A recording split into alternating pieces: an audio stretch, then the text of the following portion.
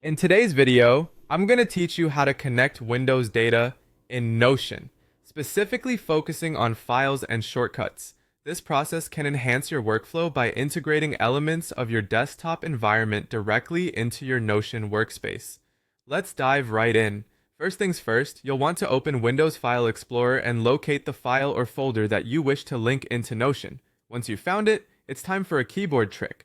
Hold down the Shift key and simultaneously right-click on the file or folder. Doing this will bring up a context menu, offering you additional options beyond the standard right-click functionality. From this menu, you'll see an option labeled Copy as Path. This option is key because it allows you to copy the file path directly into your clipboard.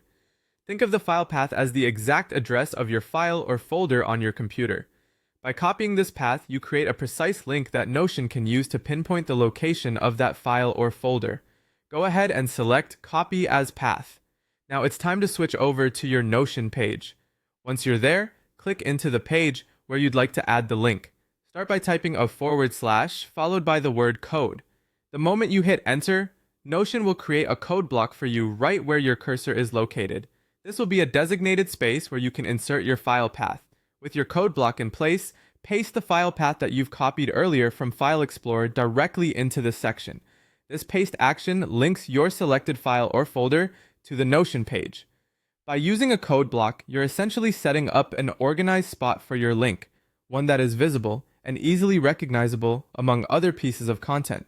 After pasting the file path, feel free to personalize it further. In Notion, you have several customization options that can make the code block stand out. You can adjust its color to match your theme or preferred style, and if you're into detailed aesthetics, this is the perfect chance to add some flair.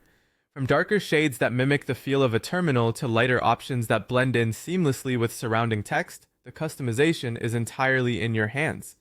And there you have it.